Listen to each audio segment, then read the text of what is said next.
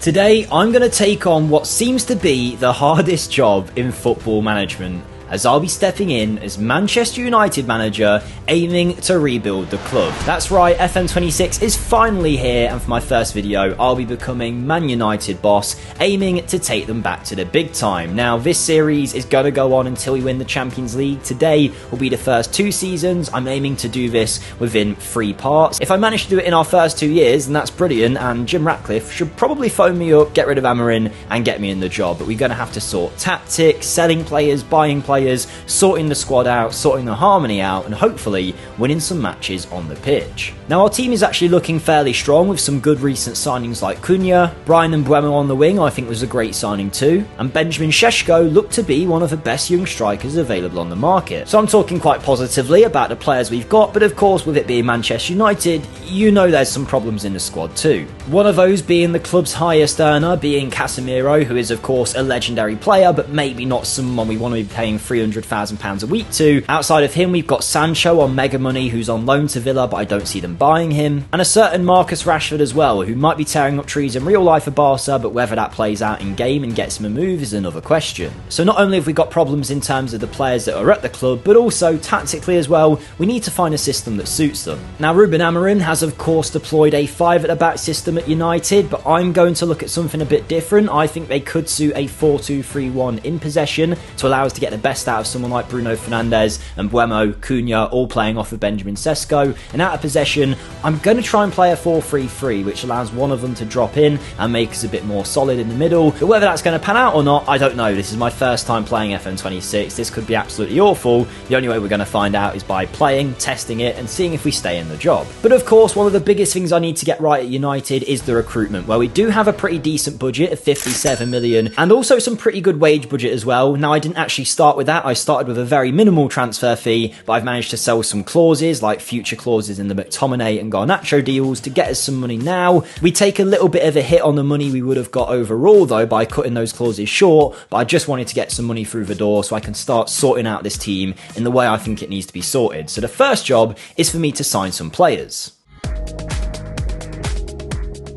And whilst United have already done most of their transfer business, I've stepped in after Ruben Amorim's gone, and I've done plenty of my own. But before we see who I've brought in, we should probably start with who I've let go. Well, one youngster that I've got an eye on is Diego Leon, who was signed by United recently, and I've loaned him out for the season to MK Dons to get him a bit of football. He's probably a better quality player than that, but they were the only team that were interested. He wasn't going to play for us, so at least getting men's football, he might develop there. And then Tyler Fletcher, the son of, I believe, Darren Fletcher, has moved to Nottingham Forest for about 2 million. I know it says he's still a Man United player here. It's just one of the many bugs that we currently have in FM26 in the beta phase. But now we get on to the exciting bit. Who have I signed? Now, I've tried to be a bit more sensible than United have been in windows in recent years by signing players that maybe aren't superstars, but still help the squad. But before we see them, if you could smash the like button and hit the subscribe button, I'd massively appreciate it. Help support me on the road to 60k subs and getting these videos out there for FM26. Make sure you let me know in the comments who you want me to sign in future episodes and what rebuild you want to see next. And the other thing is, if you want to get the access to these save files yourself, you can get them over on my Patreon, which I'll link in the description. Every episode I'll drop the save files for you, so you can download them and give this save a go yourself, whilst also supporting me in the process and getting things as well like early access to the videos and being involved in the rebuild polls to vote for what team we rebuild. So with all that being said, the plugin's done. Let's see who we signed. And the first one I think is the best of the two, as we've gone out and signed Angelo Stiller. We actually competed with Real Madrid for his signature and managed to get him in. I guess he saw more game time here in a United shirt, but he's a German international valued at 50 million, and he is a brilliant option. As you can see, really well rounded, good at literally everything other than maybe scoring goals, but he's going to be playing in the base of my midfield. I see my options there as Angelo Stiller, Kobbie Mainoo, Ugarte and Casemiro. We still might need some other players to come in and move around there eventually, but Stiller is someone that I expect to be a regular starter, left-footed and a brilliant fit for that deep line playmaker role. If you're wondering how much we got him for, I'm hoping it will show us here on the new game. Yes, we can see it here. £34.5 million was the fee for a player that's played for Stuttgart, Bayern and Hoffenheim, and I think we've got a very good player here, one that many teams in the world would love to have. And for a very similar fee, I've gone out and signed Kang In Lee, a South Korean player who, by the way, has helped us massively commercially since signing him, being one of the stars of Asia, but he is a player that can play anywhere along those 3 forward positions, coming in from PSG. We have signed him for a pretty big fee of 38 million, but I do think think he'll be worth it. At PSG, he's been a squad player really without being a mainstay in the first team, so he was available, not at a huge price. Like I say, offers us cover in all three of those areas. Technically very gifted, but also a hard worker who's going to be a team player, and hopefully he's going to fit in really nicely in what we're trying to do in this United side. And with the team in its current state, this is what FM considers to be our best 11. It thinks Lamens is our best goalkeeper, which is probably about right, and he's someone that I might look to replace eventually, but right now it's not a priority, the amount of keepers United have had. And before anyone makes a joke, yes, I know Chelsea have signed plenty of goalkeepers as well. Before anyone criticises me for wearing a Chelsea shirt making a Man United vid, if I go on and win you the Premier League, you're not going to care, are you? So don't worry about that. But we've got Diego Dalot at right back, who has had some interest in him, but we've managed to avoid it for now. De Ligt, Maguire and Luke Shaw. Maguire and Shaw are players I might want to replace long term, with Ugarte and Stiller as our best midfield alongside Mbeumo, Fernandes, Kang-in Lee and Šeško. Now Cunha I think will have something to say about not being in that starting 11, but it goes to show the quality we've got. And if we look at our team's squad depth, you can see the only area we're really lacking right now is the goalkeeper position, where Lamens is considered good, but the rest not really. Defence we're pretty well stacked with Martinez, Maguire, Yoro, Heaven as well, and De Ligt of course. Left back it's Dorgu and Shaw, right back Mazraoui and Dalot. We've already met our midfielders and our attackers, whilst up front we've got players like Zertz who can come in, Chido Obi Martin, Mason Mount is an option in those forward positions as well. And it must be said, as much as Marcus Rashford, Sancho and Højlund have all been sent out on loans with the idea of moving them on,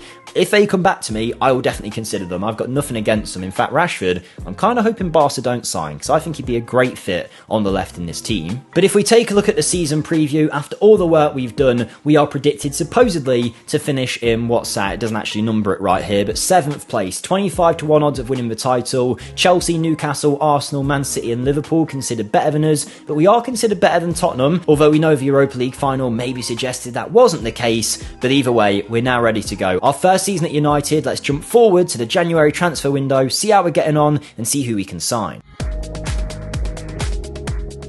And I've got to say, the start to this season has already been very interesting to say the least. We started off with a home game against Arsenal, where it was actually Angelo Stiller who scored after only 3 minutes into his debut, and that helped to secure a 5-2 win in our first match of the season against Arsenal. And from there I was thinking, great, we're going to smash it. But then in typical United fashion I suppose, in the very next game we played Fulham, and we lost that one. And that hit and miss style of results has kind of been the telling story of the season so far. We've had some shockers like losing to Crystal Palace, not by 1, 2 or 3, but losing 4-0. But we've also got some really good results as well, like beating Forest at their stadium by a 4-goal margin. Now I must say, my aim for our first season at United was more about stability and maybe trying to edge in some European football positions. 6th, 7th place I would have been happy with, and with the way the season's gone so far, I think we can be pretty happy with where we are right now, sitting in 7th place, but importantly, only 4 points away from league leaders Brighton, who is sitting on 39 points. City, Chelsea, Liverpool, Leeds and Spurs all around us in a similar bracket, whilst Newcastle and Palace are only a few points away from us themselves, so it's very much all in contention right now, but we are sitting in a Conference League place at the start of January. But obviously it now begs the question, is there anyone we can bring in Jan or sell to try and help our team's fortunes? Well, budget wise we have actually got some money there, about £30 million to spend still, 124,000 the wage budget. Looks like it's maybe been topped up by the board, I'm not too sure, but that's obviously all depending on if we can find someone to buy. United have wasted cash in recent years on certain transfers, so I want to make sure if we make a signing it's the right one, and that's what I'm going to aim to do. And I think I've got this right. We have sold a player, but in terms of incomings, I've decided to do nothing. The player that leaves is Malacia, who moves to Crystal Palace for £3 million, which gets us some cash and gets a player that I didn't want off the books. But the reason I didn't sign anyone is because right now a lot of our players are doing well. I mean, Šeško has played 18 and scored 15 for us. Ahmad is doing well on the wing. Kobbie Mainoo's good in the midfield. The defence is staying strong and performing well, whilst Brian Mbeumo and Bruno are also contributing. Angelo Stiller not having his best season, but is playing regularly. And Kang-in Lee has been alright off the bench. So I'm not seeing any point in going and buying any extra players right now. I think we've got the squad at a stable level. We could be silly and splash the cash on nothing, but I'm hoping this team, who are already sitting in a European place, remember, are going to be able to grind the rest of the season out, secure that European spot, and then we can build from there next season. That's the aim for season 1, so let's see if we can do it, I guess. Now, I'll hold my hands up and say after that transfer window, maybe I got it wrong, because the club had a pretty torrid time towards the end of January and especially February, where we struggled for even a win, but then we started to pick it up as the season went on, and as the season came to a close, we were facing off against Liverpool, knowing if we won that match, we'd have a very good chance of European football. And it was a very tightly contested game. In fact, after only 9 minutes, Florian Wirtz scored this brilliant 1-2 goal to put them in front. But not too long after that, only a few minutes later in fact, we got up the other end. Luke Shaw with a cross into Šeško, who headed home to equalise. But maybe the pressure was getting to us, because within 2 minutes of that goal, Isak scored to put Liverpool ahead again. And then we went on the offensive. In the 25th minute, Diego Dallo, who the game has given a mohawk to for some reason, got the ball into the box, and Angelo Stiller, our signing, equalised to make it 2-2. And the final goal of the game came in the second half when Ahmad's cross found Šeško again for a goal, and that meant we had managed to beat Liverpool, much like United did very recently, and we have secured a European finish. Now, is 6th place exactly where we want to be with United? No, but in our first season, to go and win 20 games, draw 9 matches, and only lose 9, I think we can definitely take that as a positive. We have finished in a Europa League place, not a Conference League spot, so we've done very well. Palace finishing above us by 2 points, though we are a pretty big distance off the title, which did go to Liverpool, who we did just beat. So I think we've done pretty well to secure 6th. Again, not exactly where I want to be long term, but it's not been a bad first season at all. One issue I have spotted though is the fact that we are scoring some of the most goals in the league. Only City and Liverpool, the title winners, have scored more. Our issue is conceding, where in the top 8 teams we are the worst for conceding goals. In fact, we are conceding more than teams finishing in 11th place. Arsenal, by the way, finishing so low, but 56 goals is too many to let in, so maybe our defence needs a boost. But if we have a look, if I go to recruitment, which I think is where we go for the budget, we have got a big budget to work with, 92 million quid, although the wages are about to be a problem, because as I mentioned before, I expected some of those loan players to come back and not get bought, and it's happened. Rashford, Sancho, Højlund, Onana, all of them coming back to the club, and now we're going to have to deal with that in season 2, in what I expect to be a very, very busy transfer window. So I'm definitely going to have my work cut out for me, but when does a United manager not? Okay, my season 2 transfer window is complete, and I've got to hold my hands up, because did I say I'd be sensible in the market and try not spend too much on players? Yes. Did I then go and spend nearly £250 million on players? Also yes, but is it because we made a lot of sales? You can guess the answer is also yes. A lot of players out, a lot of players in, so let's just get right into it. Firstly, I loaned out one of our youngsters. Chido Obi Martin has gone to Brøndby for the season, a Danish player going to the Danish leagues, where hopefully he can develop a little bit and become the promising player that we all know he could be. In the last year of his contract, I've decided to move Harry Maguire on, which was a tough decision to make because he wasn't bad for us last year, but we have signed, I think, a better player, so I've let him go for that reason. £7 million to Wolves. Again, it says he's still a United player. I can promise you he's not. He is currently playing for Wolves, and just to prove it to you, if you go to the career screen, you can see it's just a bug in the beta, which means he still shows as a United player because I'm managing United. One transfer I think we can be very happy with though is Toby Collier, who's a decent young player but is never going to be a star for United, I don't think, so we've sold him on. He did well in the Championship last year, and now he's made a move to Aston Villa in the Prem for 10 million, which added to our budget for a player I wasn't even considering. Joshua Zirkzee I've decided to loan out for the year to Atalanta because I've actually decided to keep Højlund, spoiler alert, so I've got Højlund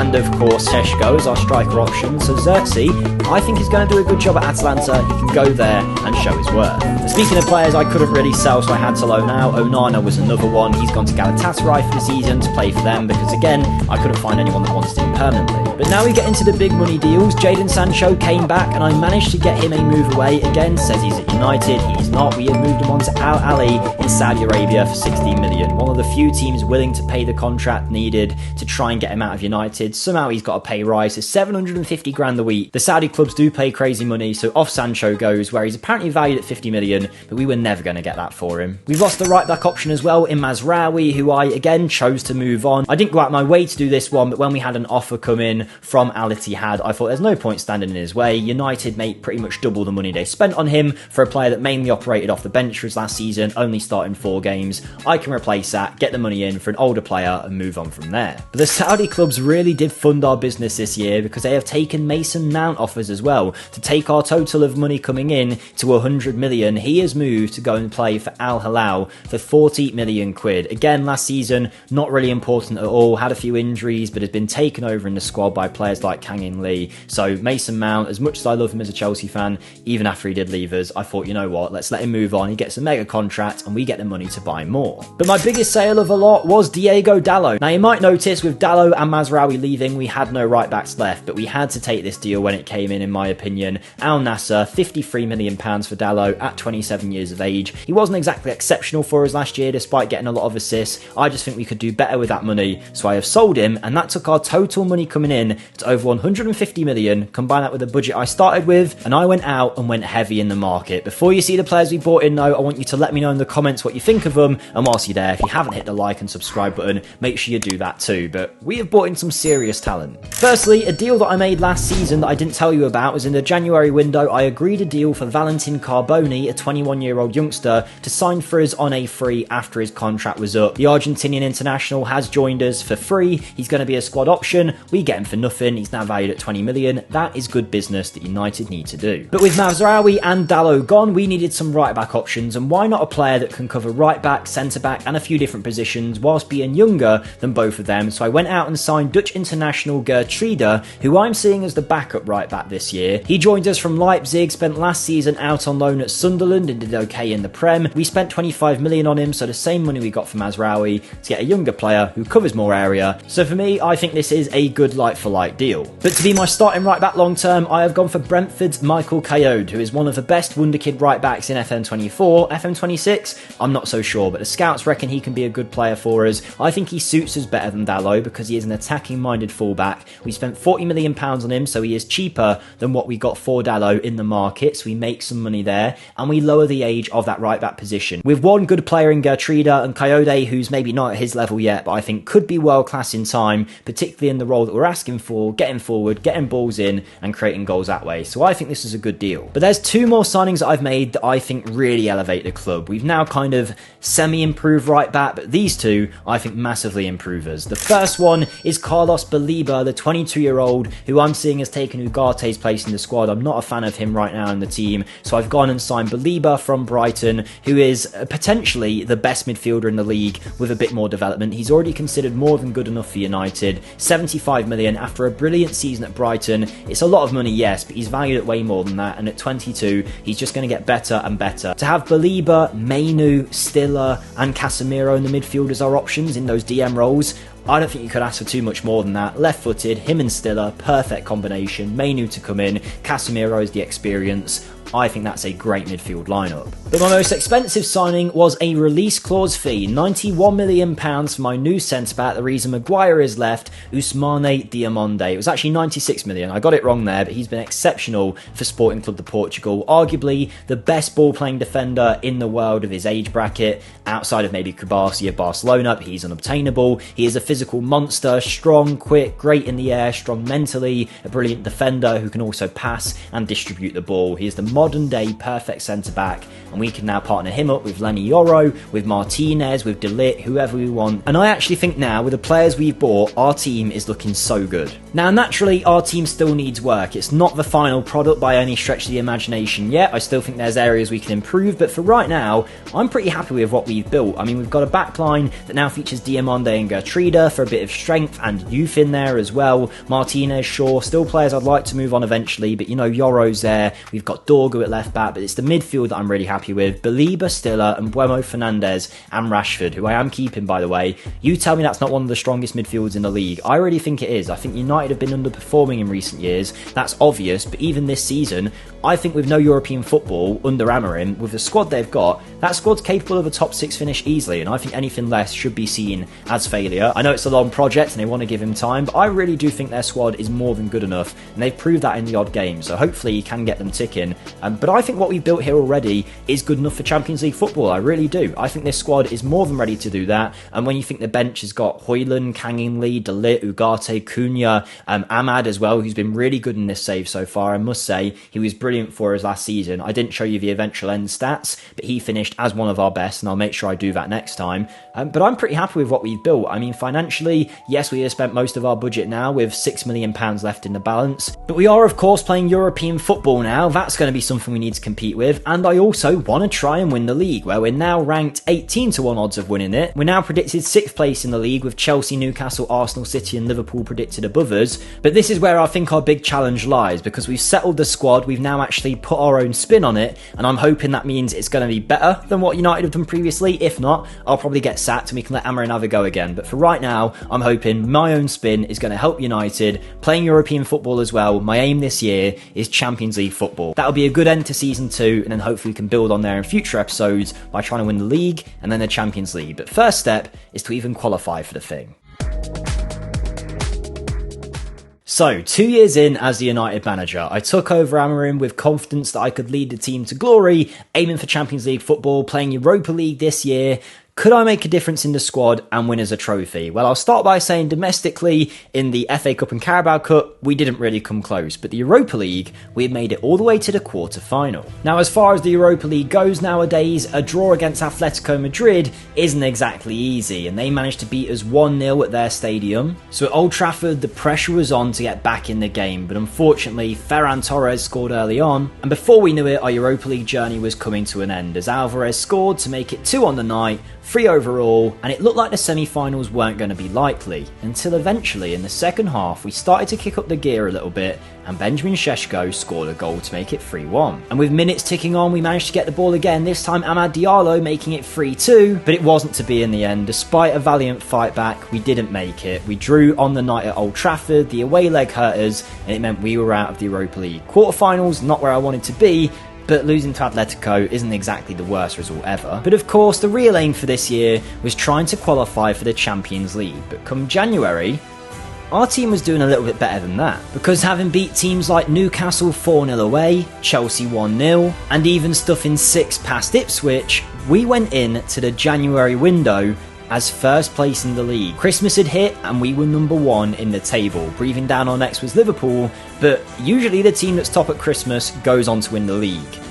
Liverpool, though, were putting up a fight. In fact, fresh off of eating our Christmas dinner and beating Man City, we came up against Liverpool in the January period. As the snow fell down, Šeško scored a brilliant goal. We went 1-0 up at Anfield and it felt like things were going to go great. But what I'm about to show you is a goal from Hugo Ekitike. That was 1-1, and that was the first of many goals that Liverpool scored in what was eventually a 6-2 defeat at Anfield. They absolutely battered us, and from there, they started running away with a title, but we were in contention with them. Now, with a month to go, a 2-0 loss to Arsenal definitely hurt us, but we bounced back by beating Leicester, Southampton, and dominating Ipswich at their own stadium with a 5-2 win. Our last game of the season was Chelsea, and with all of these games, we were chasing Liverpool. We were just hoping that every win we did would close the gap on them, but our final game against Chelsea was going to be a big test. But whilst it hurts me to say it, as United manager, I think we built a side better than Chelsea's, and we proved that, going 1-0 up early on. And in the second half, with the minutes ticking away, Coyote got down the right-hand side, a great cross found Šeško, and it was 2.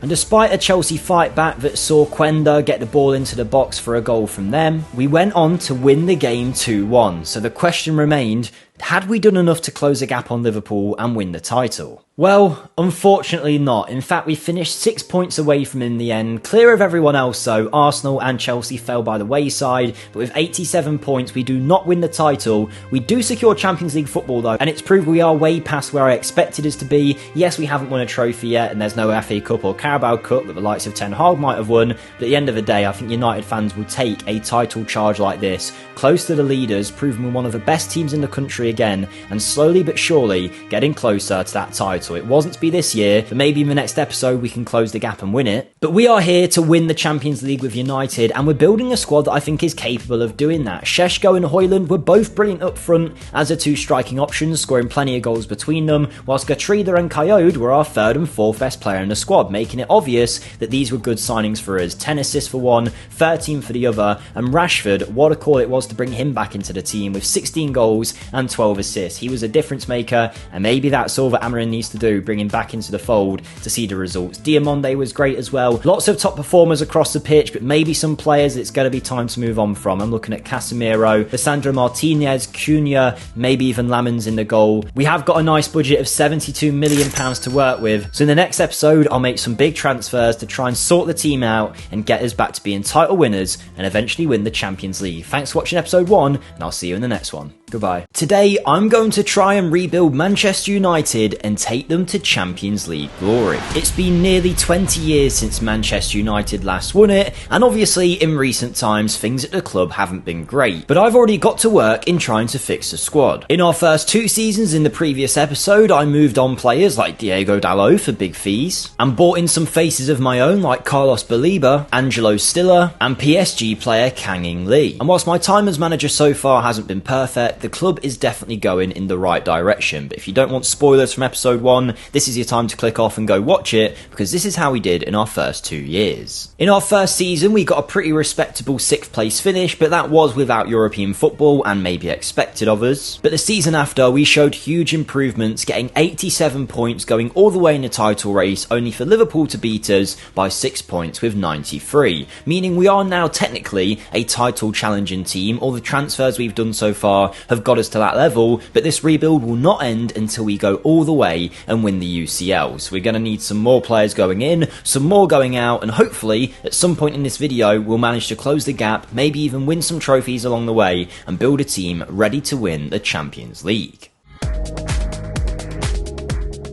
And this transfer window, I've definitely tried to make that happen. With plenty of outgoings and incomings too, it's time to get into the transfers. The first transfer I made was moving on Aidan Heaven, but not permanently, only on a loan deal to Bournemouth, a team in the Premier League. He is already starting to become a Premier League level centre-back, and this will be a big test for him. And it's a very similar story as well for Chido Obi Martin, who has gone to Brighton on loan for the season, and at this point, age 19, is more than ready to play in the Prem, so this will be a huge step for him, and if he does well there, I think he's ready to play for us. And we complete our loan deals finally with Kang In Lee, a player that I signed myself in season 1. I've tried to do as many sensible transfers as possible whilst being United manager, but after a good first year, the second year he wasn't really playing as much, so I figured let's let him get some football, playing at a high level club in Atalanta, and my hope is whilst he's over there he can find his feet, and when we eventually move him on afterwards, we'll get most of our money back. But those were only the players that I loaned out. When it comes to permanent sales, we had 3. The first of those was a youngster leaving the club, Amir Ibragimov, who is a young 19-year-old player that came through our academy. I never saw him breaking into the first team, but he is still a decent quality player and was attracting interest. In the end, it was Everton who took him off our hands for 5.75 million with a future sell-on clause as well. It's a no-brainer really. We get some money in, we get some money if he ever becomes something good, and there's also a buyback clause in there as well if we want to bring him back to the club one day. Having loaned him out last season and Højlund and Sesko doing well as our 2 striking options, it was time to move Xerxes on, and he has gone to Al Attifaq. There wasn't that much interest in him, but the Saudi Arabian side coughed up 14 million quid, which at least nets United back quite a bit of the money they initially spent on him. Yes, it's still not the best transfer in their history, but certainly not one of the worst, and I thought he wasn't really going to play for us, so let's sell him now before his contract runs out and he's not worth anything. But arguably the most important player to leave and the final sale of this window was Luke Shaw, a player that has obviously had his injury issues at United and was running into the late years of his contract. In fact, he had 1 year left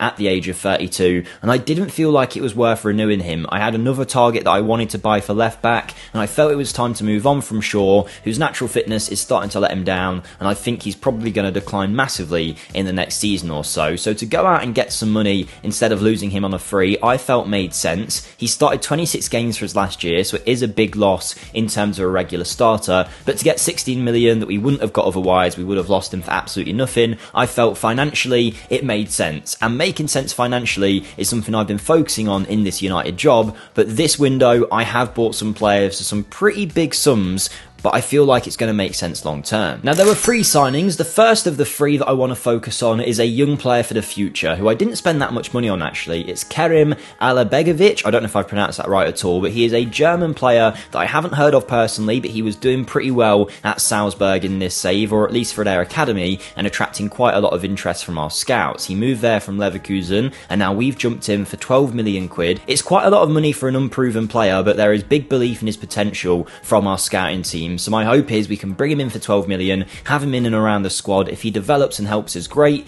If not, I really doubt we'd get less than that for this quality of player. We'll at least make our money back, and I think financially we need to make some of these kind of deals to make sure United are going on the right path when it comes to the money spent. But then the 2 big signings, where I have spent a lot of money. I talk about being sensible, but these 2 have both cost upwards of 70 million, but I'm hoping it secures a position in our team for the next 10 years. The first one was Lewis Hall, who of course is playing for Newcastle in real life, formerly of Chelsea. In this save, he's become arguably the best left-back in the league, playing regularly for Newcastle and even becoming an England international now on a regular basis with 15 caps. We've then gone out and paid £70 million for him, a release clause fee, which to get the England left-back and someone that is one of the best fullbacks in the Premier League for at least 10 years is a deal that I think makes sense. It's not the worst spending of money that United have ever done, particularly in a system where we like our fullbacks to get forward and create chances. I think he's going to suit us perfectly, and I'm hoping it will work out to be a good signing. But the player that cost even more than that is our goalkeeper, and it's crazy to say I've gone out and spent a huge £75 million on a keeper, but I've done it to bring in Dennis Simon, a 21-year-old goalie who's been playing for Stuttgart, was originally loaned to Paderborn, then at Stuttgart, did really well last season, and as you can see, he is already showing as our best goalkeeper, but with the potential to be one of the world's best, and you can see why that would be the case when he is already this good at only 21. Keepers usually don't get good until they're in their late 20s, so to see him already being one of the best keepers in the league at this age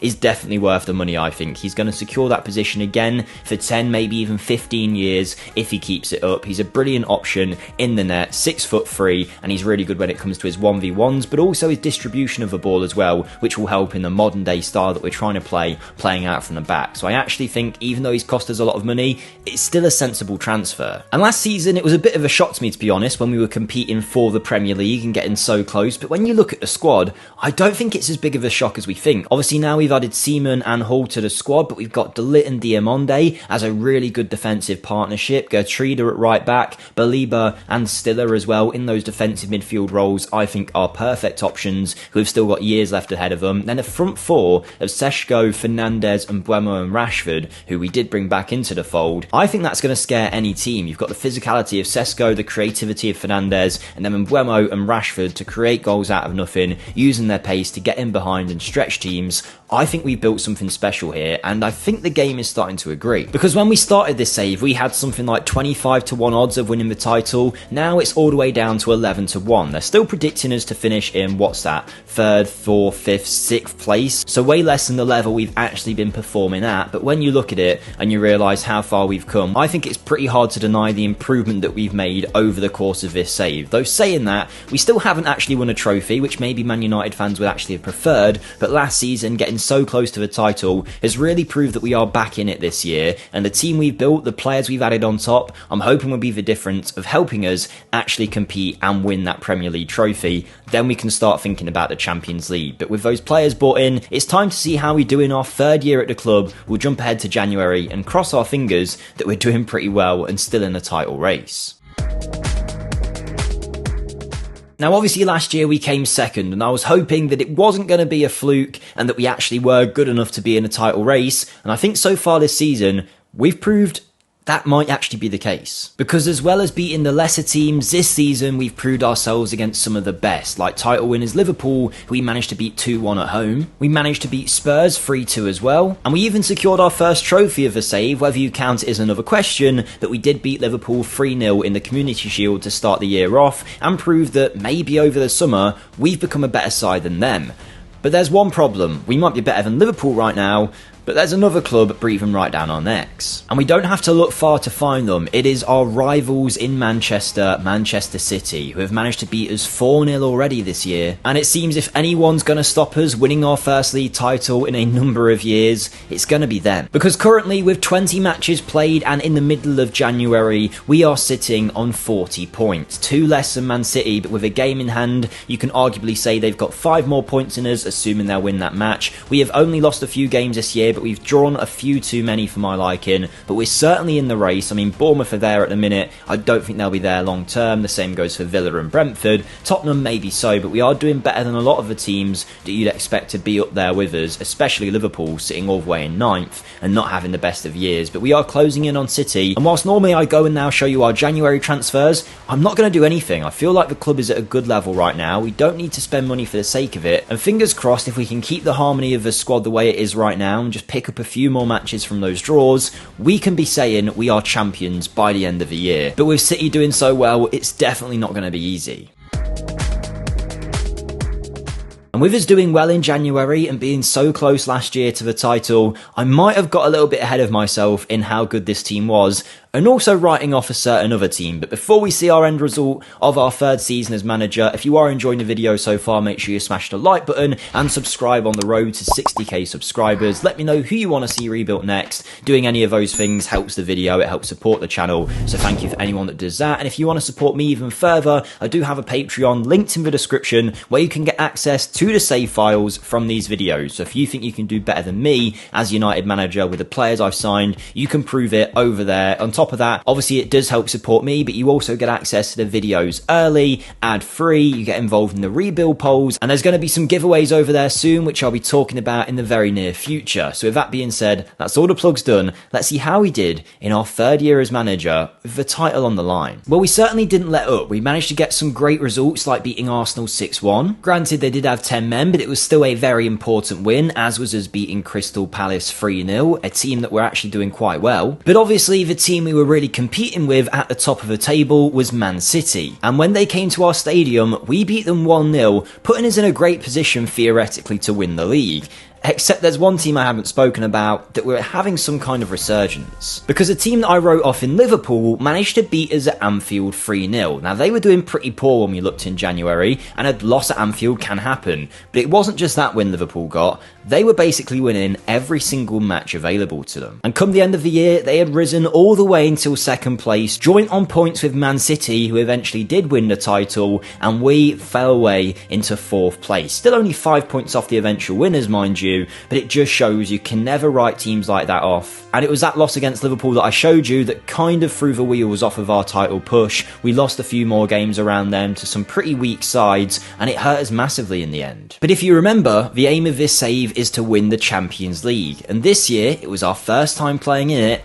I think we did pretty well. In the round of 16, we took on Athletic Bilbao and managed to beat them in an emphatic victory, winning 6-2 at home. But arguably, the best result of the lot was when we played Real Madrid at the Bernabeu, managed to beat them 2-1 at their stadium, meaning not only did we knock out Real Madrid, but we had qualified for the semi-finals of the Champions League and had a pretty easy tie in theory against Sociedad. Also, I thought, because in our home leg, despite all the chances, we lost 3-0, and despite them going away and winning 4-2 at their stadium, it meant we came crashing out of the Champions League in the semi-final against Real Sociedad of all clubs. We could have been there in the final of the competition, so this season towards the end had really lost all momentum, but thankfully there was one competition we were still in and one more chance of a trophy. As we had made it to the FA Cup final, when on a rainy day we faced off against Wolves, there was only one goal in it, but it was a brilliant one from Mbuemo, and that meant we did actually secure our first trophy of this rebuild, not the one we're after, but we'll certainly take winning the FA Cup in our third year as manager. And there were some really strong performers this year. Seshko has managed to score 39 goals in his 50 appearances. Michael Cleode was the second best player in the team with 17 assists from defence. Ahmad, Gatrida, Rashford and Højlund all impressing as well. And Mbuemo was managing to get involved in the goals. But one thing I'm very happy to see is Aidan Heaven playing 32 games for Bournemouth and doing well on loan, and Chido Martin starting regularly up front for Brighton and scoring 13 Premier League goals, showing he does still have it in his locker.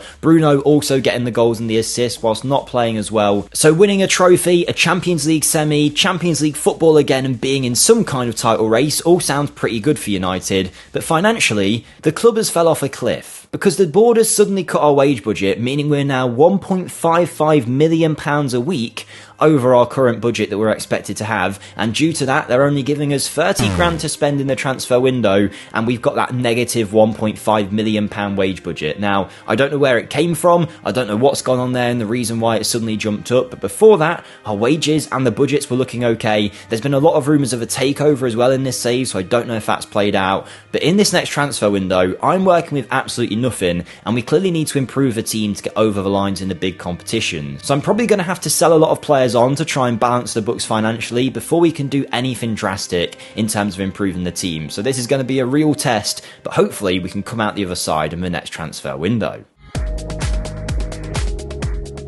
And despite all of our efforts to be sensible in the transfer window so far and trying to sell as many players as we can and lowering the wage bill, it's obviously not been enough, because this year, with the financial challenges we were in, I was really pushed in the transfer market to even sign a single player. We did get one, but we had to sell a lot of players to make it happen. The The first player heading out the door was Rasmus Højlund, who has been our backup striker to Šeško for many a year in this save, but last season wasn't as impressive, and with Chido Obi Martin ready for a first team space and being a player that we've developed in the academy for a while, I felt it was time to move Højlund on to open up that opportunity for him. So he's gone to Newcastle, but there is a permanent mandatory fee for him to join them at the end of that deal. I could be wrong, but I think it's sitting at about £20 million or so that'll be some good money for us down the line.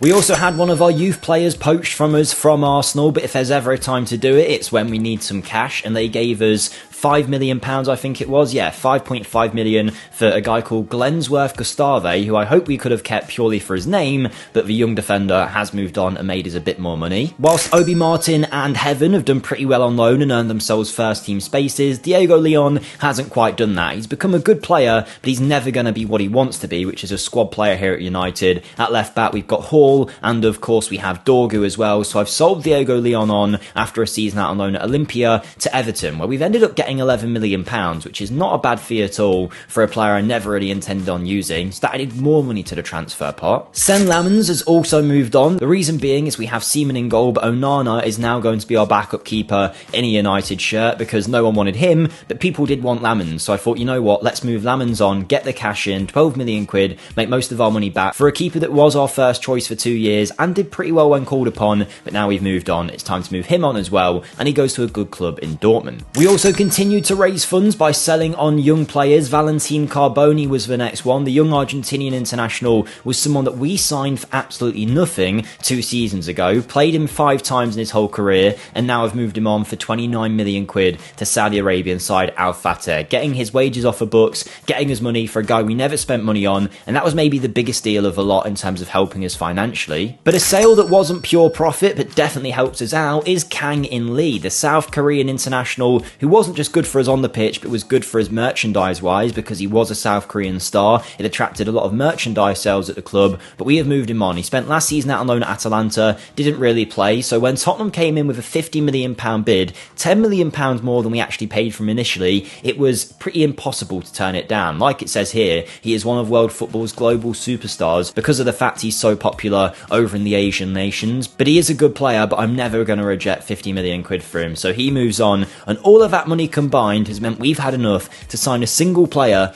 but he is a superstar. Before I show you who though, the last time I'll ask you, if you're still with us, make sure you smash the like button and comment down below Kang In Lee so I know that you've made it this far. I'm trying to do 2 seasons per episode, so if we don't win the UCL this year, there will be a third part, so make sure you subscribe so you don't miss it, and let's see who we brought in. And for me, this is the superstar name that we needed. I think on the left wing, Rashford was more than good enough, but to be able to sign Kavica Kvaratskhelia from PSG, I felt made total sense. Now, he is on higher wages than most players I've been signing recently, but because he is a superstar, we have had to pay those superstar wages. Now, in terms of the money we got him for, I think it's pretty good. He was transfer listed at PSG for 55 million. Bear in mind that's £5 million more than what we got for Kang In Lee. So it shows you the kind of deal we've worked here. He's been doing really well for Paris Saint-Germain, but last season wasn't starting as many games as he would have liked. Only started 16 with the rise of Doué and Barcola. I assume he's been forced out, and now he was on the transfer list, and we have benefited from that. With a £55 million deal for Kvaratskhelia, it is bonkers to get him for that cheap. Most players in this save are costing way more that are nowhere near that good, so I think we've really got an opportunity in the market here, and he's going to be a huge boost to our side. Where our best 11 not only combines great players but youth as well. We've got some experience in Fernandez and Kvaratskhelia, but then you've got Baliba, Stiller, of course, Ahmad still pretty young and developing really well, by the way, into our starting right winger, supposedly considered better than Mbuemo in game now. We've got Diamonde and De Ligt, but when it comes to squad depth, we're looking really good now with Seaman and Onana as our goalkeeping options, Gatrida and Coyote as very strong right backs. On the left side, there's Hall, there's Dorgu, Martinez can even play there, and obviously he is a centre-back option alongside Lenny Yoro, Aiden Heaven, Baliba can play there at a push, but Diamonde and De Ligt are our 2 starters. You know our attackers, you know our midfield. We're seeing Chido Obi Martin now break in as nearly as good as Šeško and considered our second best striker. Lots of teams around the world have been after him, from Barcelona to Bayern Munich, sending us bids of over 30 million quid, but we've rejected them all and our team is looking very, very strong. And for the first time, we are predicted as genuine contenders. 4th place is expected of us now, so we are expected to finish in the UCL spots, but 10-1 odds mean they really are considering us as a team able to win that league title, and I'm really hoping this year will be our year. Again, we'll jump forward to January, see how we're getting on, and then go from there, but hopefully this could be the season where we secure that Prem title and push on in the Champions League too.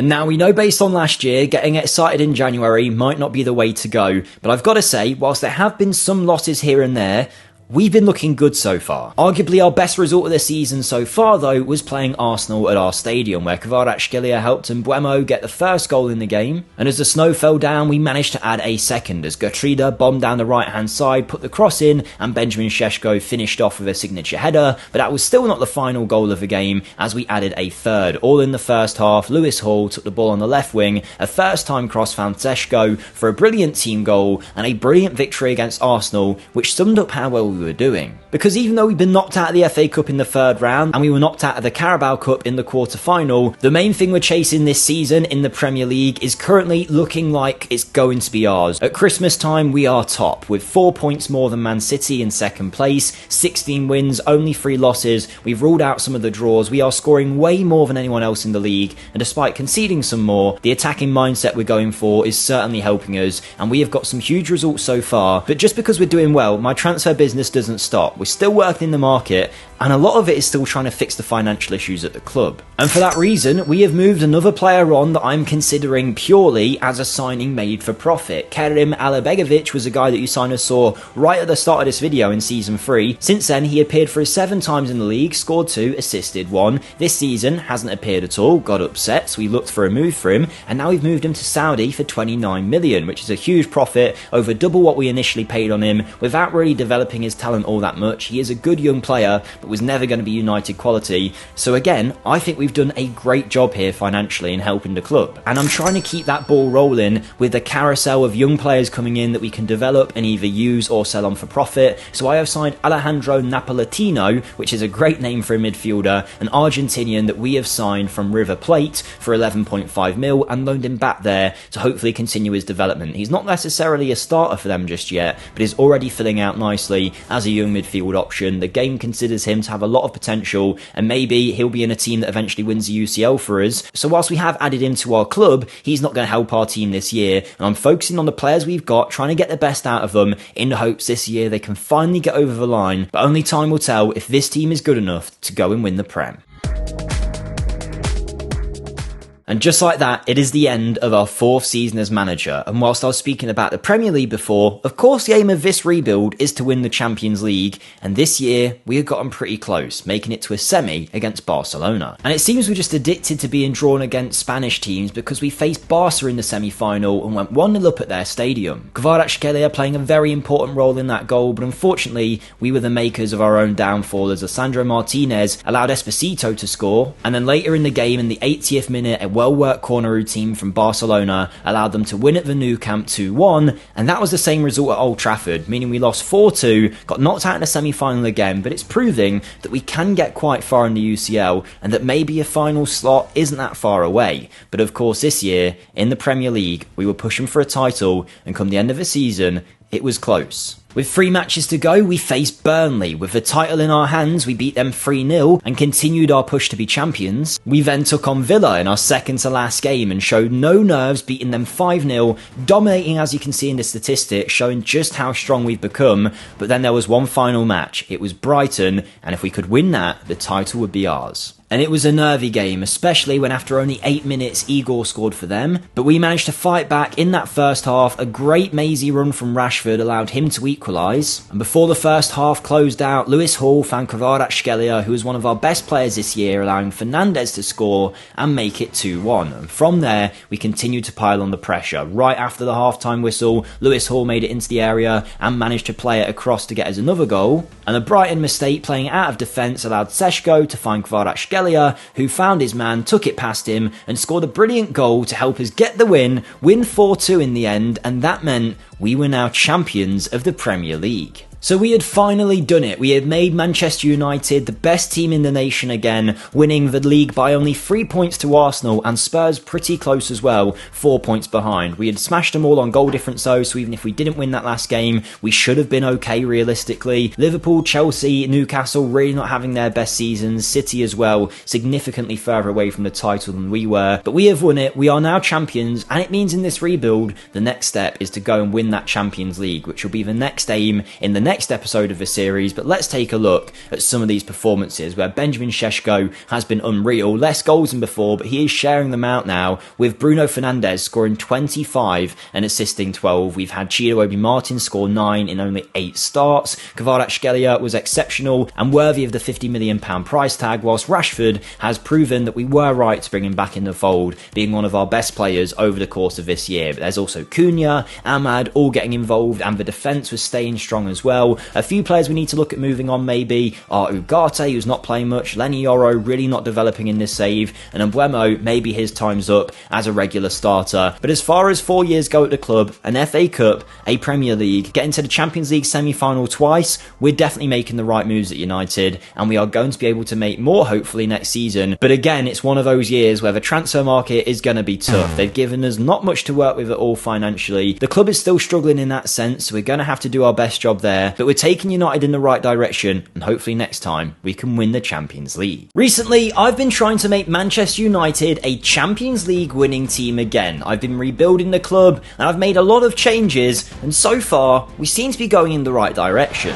In the last 4 years as manager, I've moved on players like Luke Shaw, got big money for players like Diego Dalot, and even made big bucks on Mason Mount. But obviously it hasn't just been sales that I've been working on, I've signed some top players too, adding the likes of Carlos Baliba to our ranks, improving the defence of Ousmane Diamonde, and getting huge deals over the line like Kavica Kvaratskhelia. And that team that I've built so far has done pretty well. Now this is a spoiler warning for the first 2 episodes of the series that are on the channel if you want to check them out, but with the aim of winning the Champions League, that feels like the next step in our team's journey after last year. As for the first time in this series, we managed to win the Premier League title, getting 87 points, 3 more than Arsenal, and becoming champions of the country for the first time in a long time. We've added a few little cups here and there as well, but the main aim for us in this whole save has been the Champions League, and so far it hasn't quite gone to plan, because we've had some really disappointing performances in Europe, but recently things looked on the up as we made it to the semis last year, only to get knocked out by Barcelona, so we are getting closer, and hopefully that Champions League will come soon. But even after winning the title and getting so close in the UCL,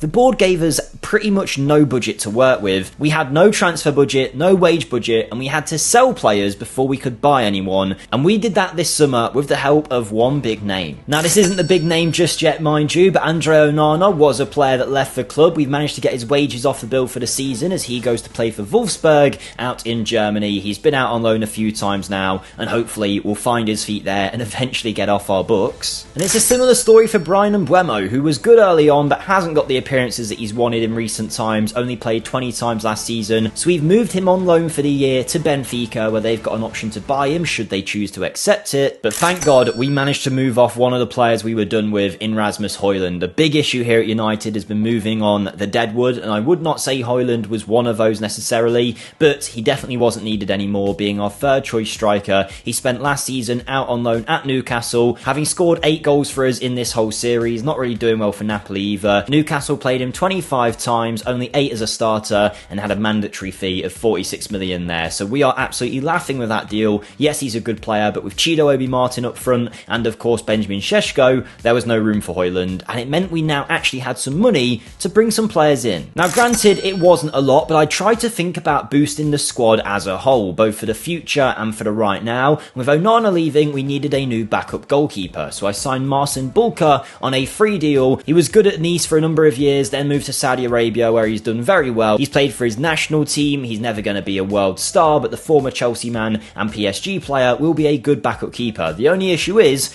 He's struggling for a work permit right now, so we're trying to apply for that to get that over the line. But either way, I think in terms of free signings, that's a good bit of business. And with the money we'd earned from the Højlund deal, we couldn't exactly get any star players in to help our team, nor did I feel like our side really needed it, having done so well last year. So instead, I focused on the future and brought in 2 potential wonder kids to our side. The cheapest of the 2 is a young centre-back by the name of Ali Kamara, who's a Ghanaian international 18-year-old who's already played 14 times for his nation, has 20 jumping reach, is 6'7", and is good with both feet. He is built for the Premier League, he just needs to develop a little bit. We have signed him from Nice, where he's not really been playing, but has been a star of their youth sides for 10 million quid, and at 18 years of age, I think we have got a superstar in the making, who's going to be an absolute animal. 20 jumping reach, 6'7", bow-footed, a defensive monster, and someone we can hopefully build around for the future. And then I signed a young Englishman as well that I thought had big potential in Liam Hales. He's a right-footed number 10 who we've picked up from Everton for about 13 million. Now, Man U have signed some good young players from Everton in the past. I'm thinking about Wayne Rooney in particular, and I'm not saying Liam Hales is that level, but at 18, he's got dribbling, finishing and first touch at a high level, good mental stats and really good physical attributes for a player so young, and I think he's going to have a big future, and being English as well, that's definitely going to help us. And with him being signed, our transfer business was complete, and we were heading into our 5th season looking to retain the Prem, win the Champions League with what I consider to be a very strong lineup. As our best 11 now sees Dennis Simon as one of the world's best goalkeepers despite being super young, with a back 4 of Gertrude, Lewis Hall, Lissandro Martinez and Diamonde. For me, I don't know how Martinez keeps getting in this team because it has to be Matthias de Ligt in my opinion. The game clearly fancies Martinez, but I prefer de Ligt, but the midfield I cannot complain with. Belieber and Stiller, with Kvaratskhelia, Šeško, Fernandes and Brian Mbeumo supposedly, but we know in this save Ahmad has been the star of the show on that right wing. The one issue our team is starting to have though is a few of our key players getting older, in particular Bruno Fernandes, now being 34, his contract is up at the end of this year, and on 300 grand a week, it's probably about time we think about moving on from him and not extending that deal. And whilst I think our squad is looking pretty good in the here and now, the game doesn't necessarily agree with our level, because despite winning the league last season, we're still only predicted 4th place, joint 4th with Arsenal and Tottenham with a 9-1 odd of winning the trophy, with Newcastle, Liverpool and Man City all considered better than us. There's 2 really big rivals there that the game thinks can beat us, but I'm not so sure. I feel like our team is looking pretty good, so we're going to forward ahead till January, see how they're doing, and hope that by then we might have some more budget to work with. I still don't know why we didn't get any money. Some people saying it is a glitch in the new Football Manager, so I'm hoping come the next transfer window we'll have something to work with and we can start to think about replacing some of those older heads. And looking to retain the Premier League title in January, I think it's safe to say the season's going okay so far. We've had some great results already, like beating Aston Villa 3-2 in a very tight clash. We managed to beat City 2-1, even though we were down to 10 men for most of the game. But there have been a few iffy results, like against Newcastle, where we should have absolutely destroyed them based on the stats and only just scraped a 3-3 draw. And it's left us in a position where come January time, we are sitting in 3rd place in the league, 39 points on the table. Tottenham are currently top with 47, but we do have one game in hand there, so maybe we can work that up to 42, and then we're not too far away. We just need to start putting a little bit of form together and maybe thinking about the future transfer wise in what's going to help us be a regular team in this title challenge, because I mentioned I wanted a budget and we've got it. £162 million of transfer budget has been given to us in January, and I've spent it on a few players. Now, I will say outright,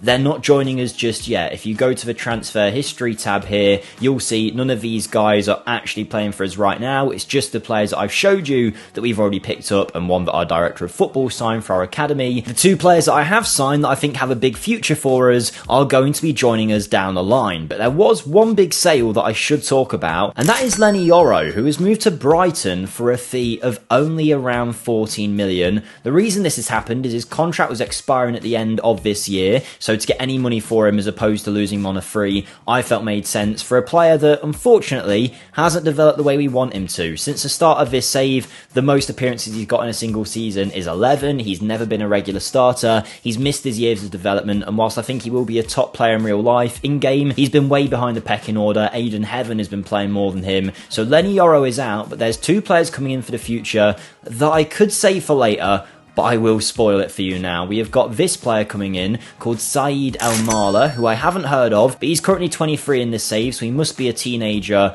in real life right now. We picked him up from FC Köln, where he's been for a few years in Germany, doing very well in the Bundesliga, being one of the best players over there, and we've offered him a mega deal to come in as a new left wing option. And we're also going to be signing Oosterglauk at the end of his contract at Ajax. He's 25 years of age, and he is someone that has been doing very well in the Eredivisie and was valued really highly, but over the years, with his contract running out, we've kept an eye on him, and now we're bringing him in for totally free on quite a bit of money, but it is less than what Bruno was getting, and he will be taking Bruno's place in the team as the starting number 10. So we have made some transfer business to try and improve next year, but this year, of course, the aim is the Champions League, which we're doing pretty well in so far. The Prem, we're in a conversation for. We're still in the other cup competitions too, so it's all to play for right now. The Carabao Cup, we're getting to the later stages, and I'm hoping come the end of the year, we can have a few more trophies and maybe even a Champions League, but I am crossing my fingers we can try and make that gap up between us and Spurs and get to the top of the table. Hopefully they'll be a bit Spursy about it and let us get back in. And I tell you what, being a Manchester United manager is never easy. Last year we won the title by 3 points, and this season, whilst being in third in January, we were hoping we could be in that conversation again. But this season had some drama. We'll start off though with a cup final in the Carabao Cup, which I don't believe we've won yet. The match saw us line up against a fairly unlikely finalist in Leicester City, and whilst I thought this could be a tricky game with us expected to win the match very comfortably, there's always that pressure. We really shone. We ended up winning 5-0 with Sesko getting a hat-trick, and it meant that we had lifted one trophy this year in the Carabao Cup. But of course, the aim of this save is to win the Champions League. And we made it to the quarter-final, where we faced off against Bayern Munich, and in leg one, it was a massive affair with a 4-4 draw at Old Trafford, 2 really late goals from Bayern Munich, including one from Garnacho, putting the nail in the coffin for us. And that, of course, now meant we were heading to the Allianz Arena with a draw currently, needing to win to make the Champions League semi again. And whilst this rebuild won't stop until we win the Champions League, we might be here for a bit longer, because Bayern really destroyed us. They dominated the whole match, went 1-0 up through Roque, and in the second half they didn't let up. The pressure continued, they had most of the ball for all the game, most of the chances, and it led to them eventually getting a second, as Baidu went down the right hand side, too easily past our defence I think, and Vitor Roque tucked him from close to knock us out of the Champions League in the quarter-final stage, meaning there'll at least be another season now as we try and win that competition. My only hope was that in the Prem we could manage to win the title, and there was a chance because Spurs had fell off, and come the last game of the season, if we won, we could do it. But unfortunately, we drew 0-0 to Brentford. Despite 2.29 XG, 9 corners and 26 shots, we couldn't get the win, but neither did Man City, who in the 92nd minute conceded to their own former player Tommy Doyle, and it meant that we scraped over the line with that 1 point. It actually did their business. Liverpool were in third, and Tottenham went all the way down to 4th place with 74 points, but we have scraped to it this year. Only 5 losses, but 10 draws, way more than anyone else in that title conversation, which we need to try and iron out. And I'm hoping the new players coming in can really make a difference there, although saying that, some of the players in the first team that you might not have expected at the start of this save to be doing so well have been so good for us. In fact, if we have a look by average rating, Benjamin Šeško, I thought he'd be good, but not scoring 43 in 45. That is insane numbers, Haaland levels, whilst Amad Diallo, of all people, is outperforming Kvaratskhelia, who's also done very well, but Ciro Obi Martin, Gertruida, all of those players chipping in, but a big loss will be Bruno Fernandes. 19 goals, 12 assists in 44 appearances, but at the age of 35, it's time that we move on, I think. You can see the decline that's happening now in his physical attributes. He still wants a big wage as well if we do try and offer him a deal. So we're going to have to move on there, but we have got budget to work with. £189 million of transfer budget, a huge amount of wage budget as well to get in a few star players. Whether we want to rock the boat or not that much is another question, but to win the Champions League, we clearly need a bit more. Bayern, Barcelona, those big teams are managing to knock us out. The Premier League as well, we're not winning enough games despite winning the title, so I think we're going to need some star quality to be added, and I think that budget is going to help big time. And I said that big budget was going to help out, and we have signed superstar players to help our team. But before I show you, I am just going to ask, if you are enjoying the video, please smash the like button and subscribe as well if you've enjoyed this series so far. I really would appreciate it. Hopefully you are enjoying the FM26 content. Plenty more on the way, so let me know down below what team you want to see rebuilt, and if you want to get access to these Man United save files and plenty more benefits like giveaways and early access to the videos, then the Patreon, linked in the description, is the best way to do so while supporting me as a creator. So big thank you to the guys over there already, but let's get back to our transfers, or I think you're going to like who we've signed. Because whilst we have spent over 200 million, we have sold a bunch of players too. The first one being Lisandro Martinez, who has moved on to Sunderland for 35 mil, which I think is a pretty good deal for an ageing player, again getting towards the end of his contract. Patrick Dorgu also was going to leave us on a free at the end of this deal, so we've moved him on to Porto for a pretty good fee as well for the 25-year-old who's never really appeared that much for us. 21 million is not bad and makes most of his money back. Cunha was upset with his game time, so he's moved to Al Shabab at age 31 for a fee of 16 million. A good player, but he wasn't going to be necessary anymore with the new coming players that I've bought. Ugarte finally moves on and gets his huge wages off the books as he's moved to Lille for 7.25 million. He was loaned there a while back and they never signed him permanently, but as you can tell based on appearances, I've never fancied him. We've had way better players since Belieber came in, so it was time for him to go. And we completed the clear out of the high earning players who I no longer wanted, with Bruno leaving and all the others. Andre Onana has also joined him. Age 34, he has gone to sign for Hoffenheim for 6 million quid. We finally no longer have to deal with Onana, get the wages off the books, and it freed up a bunch of money, and we signed some stars. Firstly, Said El Marla has of course joined us and has came in as one of our best players. And Oscar Glauc, who we mentioned in January too, has signed as an elite level talent. I then spent 20 million on another defender, replacing Martinez. This is a player that can be good for the future, like the one we signed last year, but also good right now. It is French 20-year-old Glore Avenue,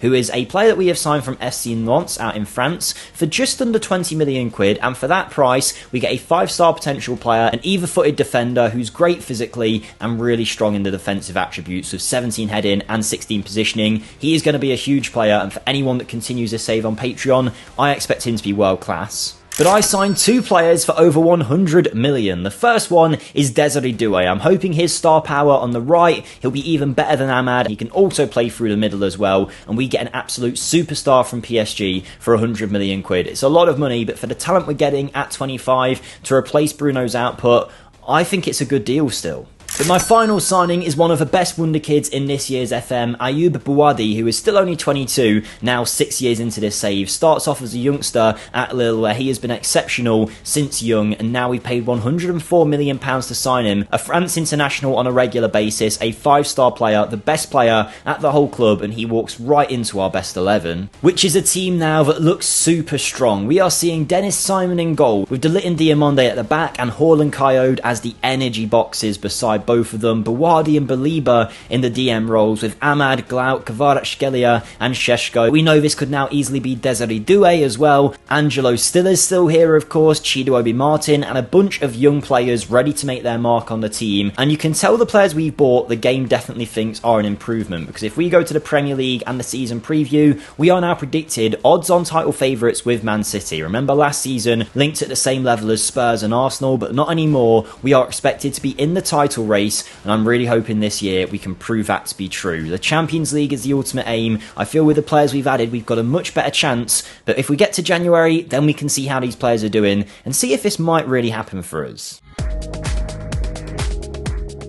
And I was really hoping adding that little bit of star power to our team would turn those draws to wins, those losses to draws, and help us be a better side overall.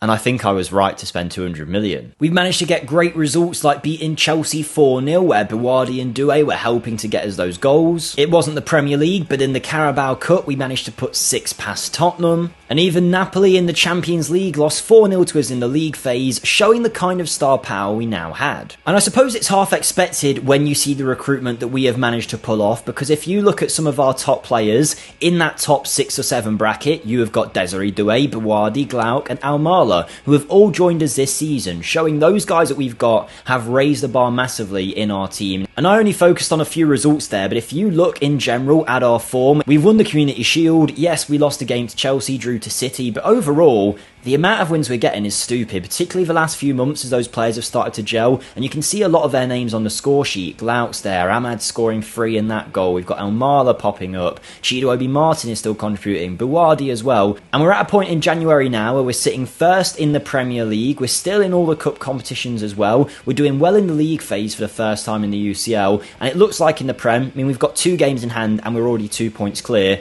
It looks like we should be able to get closer and closer to that title and maybe go on and win it way more comfortably than we have in previous times. So everything feels like it's on the up, but that doesn't mean that I've stopped with the transfers because I don't know how long we're going to be here or how long it will take to win the UCL, so I've added a few extra players to bolster our ranks. But I should start off by noting I have moved a couple players on, with Marcin Bulka leaving for Saudi Arabia again. This time he leaves us for a fee of 10 million, never got that work permit, so actually it's not a bad deal. And Brian Ubuemo, who had fell well behind in the pecking order with those new signings and Ahmad's amazing performances, has moved to go and play for Al Tawoun in Saudi for an extra £20 million or so to add to our budgets. It meant I had the money to sign a new backup goalkeeper, and I bought an English one as well, so we don't have to worry about work permit rules. As Sam Tickle comes in to help our registration, he joins for the same fee we got from Bulka. He's been playing with Wigan in League One, which seems like a really low level to buy a keeper from, but he is actually of decent squad level. Clearly he was one of Wigan's best, and I think we'll be very happy to have him as a backup to Simon. And then planning ahead, with Dorgu out, I felt we needed a new left back, so to compete with Lewis Hall, we have signed Remo Meulemans, who's a Belgian 21-year-old international, considered one of the best in the world in his position at only 20, who we have signed from PEC Seville, who have still not lost him somehow. He's been playing in the second tier for them, now the Eredivisie, doing really well this season, wasn't renewing his deal, so we have managed to sign him on a pre-contract agreement for next year for a guy that will be the best left back in the world. I'm sure of it with how good he is. But the squad so far is doing really well, and those additions will only make them better in the future. But I don't want to think about the future right now. My aim is solely on the Champions League. It's our time to win it. It seems like the Premier League will be happening this year, but the UCL has to be our goal, and I'm hoping this year will finally be the one. And I said I was aiming for the Champions League this season. Last year, we made it to the quarter-final, and this year, we were there again. Our first task was Atletico Madrid away from home, where Desiree Doué scored the only goal of the game to make it 1-0 in the tie. But at home, we showed our strength, dominating the match, winning 3-0, a 4-0 overall victory, with 3 of the goals being scored by the new signings that we've brought in, showing the work we've done and making it now to a Champions League semi, where our opposition was AC Milan. And despite it being a Champions League semi-final against one of the world's best clubs, at Old Trafford they stood no chance. A 3-0 victory, a dominant performance, and that continued in the second leg, where Desiree Doué starred once more with a goal and an assist to help us beat them 2-1, and it set up our first ever Champions League final. We were aiming to get over the line. The only issue was we were facing off against Real Madrid, but before we got there, we had the Premier League to worry about. And I say worry about, but it was never in doubt at all, as our team was absolutely flying. 6 points clear in the end of Manchester City, who were expected to be joint favourites. We drew 9 games, so we're still drawing too many, but we only lost 3, way less than anyone else in this whole division. We scored more goals than any other team, and we conceded some of the least in the league, so we got exactly what we expected out of that. In fact, I think we might be the best attacking team and the best defensive team, so you can see why we have won the title this year. 62 goal difference, we were absolutely elite this season, and that has meant we have won the Prem, and now all eyes fell on the 31st of May as we face off against Real Madrid in the Champions League final. And we won it, winning the game 1-1 in a penalty shootout. Bellingham scoring the first, Oscar Glauk, our signing, scoring the goal to equalise, and then in the penalties, it ended up being a miss from Reece James that meant Real Madrid came crashing out. Now, I would have loved to have shown you this game, and actually plenty of others in this whole series, but currently FM26 is still in beta, and the majority of games when I try and show you crash. I have to restart my whole computer, and for some reason this is one of the games that, despite me trying 10 or 11 times, it will not let me show you the highlights, so I do apologise for that. Don't blame me, this game is a buggy mess right now, and I'm hoping come full release a lot of these issues will be fixed, because it does make making these videos very hard. So yeah, I am very sorry that we couldn't show the game itself, but it is what it is. Manchester United are Champions League winners at the end of the day, and we have done it by pretty much, I mean, I don't want to say this is the way to do it in real life, we basically changed their whole squad. If you look at their top players, were any of them with us at the start? Seshko, yes. You have to go all the way down to Ahmad, who has had a real turn in this save. I don't see that happening in real life to become a world-class right-winger. De Ligt's still here doing well, but the majority of these guys we've brought in ourselves. We had to do the work, move a lot of these people on. In fact, one of our best players is a current Man U player that has done the business for us, was Rashford, who over the years has been very influential since coming back from Barca. Not really the last couple of seasons, but those first ones when he got back from Barca, he was super influential in getting us back to being a title-winning team. So there you are, Ruben Amorim. All you need to do is sell the whole squad. We have had a brilliant year when it comes to our players' performances, though. And what's great to see is it is those guys that we've bought in recently. Glaucon, Elmala getting nearly 50 goals just between the two of those. Desiree Doué has standed out a lot in the creative aspects as well with 15 assists. And whilst he hasn't been super standout in that DM role, Boualdi and Baliba have both had good, solid seasons as well. So I think we've done a great job here. And that is our Manchester United rebuild complete. A bit underwhelming with the fact I couldn't show the game. Hopefully you'll forgive it. It was a great rebuild, a 3-part series that I will put together as a full movie for anyone wanting to watch. But our next video, keep an eye out for that. We've got some big plans when the real game comes out.